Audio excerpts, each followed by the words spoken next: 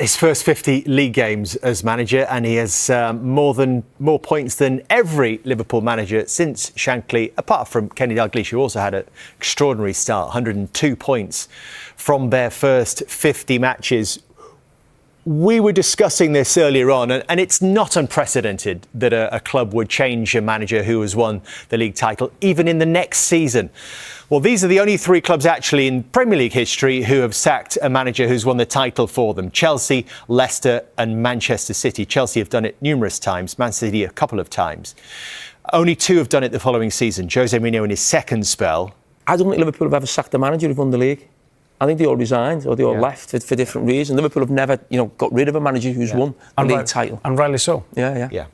Difficult moment, they're on a bad run at the moment, terrible run at the moment, in fact, Tim. What does Slot have to do? Style of play is not working right now. Should he go back to basics? But what is back to basics for Slot and Liverpool? What can he do to change something? Well, back to basics is going back to the team run away with the league last season. But he's tried that a few times and that hasn't worked. He's got to try and integrate new players. It's been difficult for him. He's lost important players. Trent Alexander-Arnold, I think we underestimated how good he was. Everyone was always questioning what he can't do and how poor he was defensively. But with the ball, he was one of the best passers in the Premier League and one of the best passers we've ever seen in the Premier League. So I think they lack.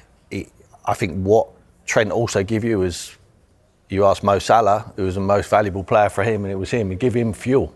They work so well in tandem with each other. So the midfield hasn't really worked. Szoboszlai, for me, has been good. I think he's got a lot of energy. He's played him at fullback at the weekend, so he's getting him out of them areas. He's just got to believe, and he's just got to keep... It's hard but as a manager, but he's just got to keep the spirits high as possible. You can't write off the Premier League, but they're not stupid now. I've tried to keep a lifeline open for them for as long as I possibly could, but now's the time. They cannot win the league from here. So they just got to concentrate on Champions League. Of course, they've got a big enough squad to win games in the Premier League, so they haven't got to pull their eggs in the Champions League basket, but they're out of the Carabao Cup. FA Cup will come around in January. I think their sights have to be lifting a trophy, but it's not going to be the Premier League, unfortunately, for them. Yeah, 11 points behind after 12 games. How difficult is it the next season when you've had that euphoria of winning the title to go again? A little bit different for us, Tom, because we had an owner in Jack Walker and he piled his money into the club for one reason, which was his dream to win the Premier League. And we managed to get there. Once we got there, we had a change of manager. Kenny Dalglish moved upstairs, Ray Hartford took over. A lot of players were leaving rather than new players coming in. So we never really had the foundation. It was almost like, we've managed to achieve it. Did we believe we can really crack on and do it again? I think when we lost Kenny upstairs, I think it was a blow to everyone. But it was almost like everyone ran out of energy. It's a bit different for Liverpool because they've gone again in the transfer market. They've won it. Everyone felt with the signings what they made in the summer that they would just go on and dominate for years to come, and it'd be very difficult for anyone else to get anywhere near them. It's not materialised like that. I think this is their transition year. I think Slot done very well last season by doing nothing with a Jurgen Klopp side. He almost done nothing. He just kept them going. He got Mo Salah happy again, smiling. It was absolutely magnificent. He got Virgil van Dijk, who's a very influential player for them, to sign a new contract. Couldn't persuade Trent to sign a new contract, but everyone in the camp was happy. But they lost players. I think we can't underestimate the effect of Jota on that group of players as well. The loss of him, tragedy, and they're feeling all different parts of it. I think is playing a part in the demise of Liverpool at the moment. There is a way back, but not this season in the Premier League. But they're still a magnificent club, a well-run club. I believe he's a fantastic manager. I still believe in him. But for the Premier League, it's all about next year now. Just quickly, the next three league games: West Ham away, Sunderland at home, Leeds away. Do you expect 9 points? I think fans will. Yeah, I expected them to beat Nottingham Forest at Anfield as well. So, I mean, the Premier League's tough. It's tough to win games, and you have to be on it. Even when you're the champions, you have to be on it. Otherwise, someone to come in and take advantage of you. So, yes, I expect 9 points, but is it going to be good enough? I would suggest they need to win the next 15 with maximum points to be anywhere near the title race. So 3 games will help. It will give the confidence what they need. But it's not going to be enough, Tom. They're too far adrift. We said it before there. I think the Tottenham fans said it, and I've said it many, many times. You can't win the league now, but you can lose it, and they've lost it.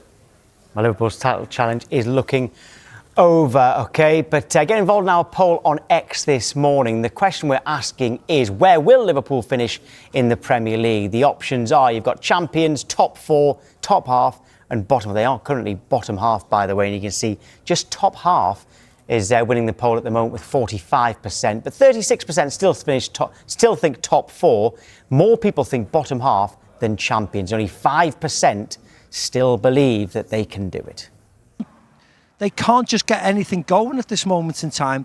This was the start of an amazing run of games where, if you're a Liverpool fan, you think they're going to win today, they're going to win next week, the next 8 games, 9 games, 10 games, until they meet Arsenal in January, you think they're going to go on a real good run and catch the teams who were at the top of the league. And everybody's faulting at the minute. I mean, of course, Manchester City today, Arsenal are going to play in the North London derby tomorrow. But you thought that today was the start of something where Liverpool will start a run, and today was one of the worst performances of the season. Yes, they dominated possession, but they struggled defensively, and then they couldn't get anything going up front. They were slow, they couldn't move the ball around, and it was a really...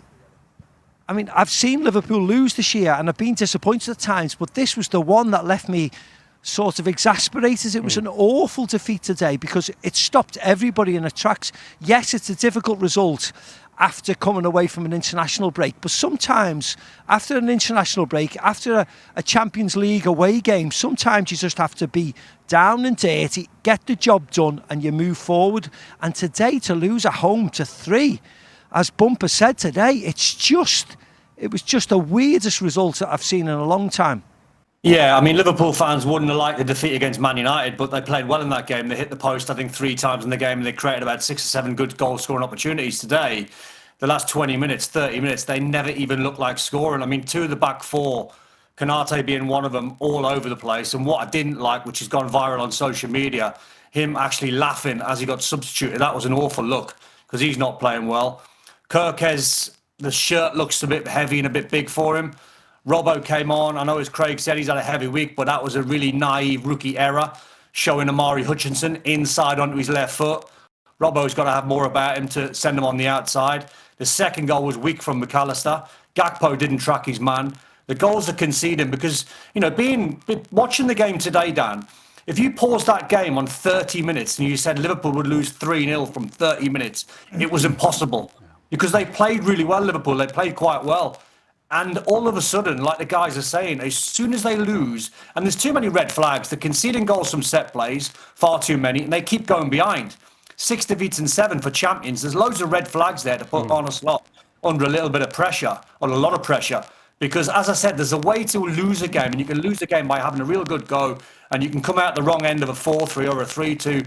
Today, like Macca said, I think you're just sitting there thinking, how on earth has the team that's second bottom of the league gone to Anfield and won 3-0? It's incredible. There's one guy who I think has escaped criticism so far. Who? Gravenberg. Okay. This is a guy who, no question, after Salah and maybe Van Dijk, was Liverpool's best player last year. No question. He was in the right place all the time. He made great decisions. He started attacks. His main job is to be that block. That guy in front of the back 4 that orders the other 2 around, lets them go forward when they can, and he fills in behind. And he covers the holes. He's done none of that this year. I know he's missed a couple of games, but he absolutely has done none of that. So Craig's talking earlier about how Salah's disappeared. Van Dijk, what's going on here? Gravenberg's just another one who, as fantastic as he was last year, has completely disappeared again. So who is this on, Macca? The fact that we see Salah, Van Dijk, Gravenberg, every Liverpool player seems to have dropped, and Arne Slot doesn't seem to be able to find the answer. I think it's on everybody. Dan, you can have all the plaudits and the platitudes of last year. I've said this before, which we gave them. They won the league. They were amazing. We all said the same. And this year, they've been really disappointing. So actually, it is all of them. It's not Van Dijk, it's not Mo Salah, it's absolutely every single one of them. It's not Mo Salah and Van Dijk because they've just signed new contracts. It's not Trent Alexander-Arnold because he's just left. It's not Tyler Morton and Harvey Elliott because they've left. It's on all of them. They have to take responsibility for everything. You can take everything and get all the pats on the back and you say you're amazing, you've won the league. But when it goes the other way, you have to take the criticism. You have to say, right, it's not good enough. You're not good enough. They're not good enough. And you have to respond. And of course, the new signings maybe have not helped the team at all because, of course, new signings are coming and 5 or 6 have left. Of course, the Diogo Jota tragedy has not helped various people. Of course it hasn't. And we as outsiders, we have no idea how that's affected people. But in the end, what goes on is that how you respond to being title champions, and you have to respond to that. And actually, if you're not responding to that, as we've seen in the league table, and you're in the bottom half of the league, and you're going to fall further tomorrow once the results come on, you have to kick on. And this was the start of Liverpool's resurgence, as I said earlier on in the programme, about their fixtures, because their fixtures were so-called easier from now till January because of the teams they were facing at the bottom half of the league. And the fact that they've started off with this, you have no faith in what they're going to do going forward now. So when they go to West Ham away or Tottenham away, and then the home games, of course, that they're going to face, you in the past you thought that's 3 points, that's 3 points, that's 3 points. And now you're thinking, actually, what if they don't do that? What if they don't do this? Yeah. And that's where the Liverpool fans are starting to struggle. So that's the answers that they're going to have to put in front of everybody.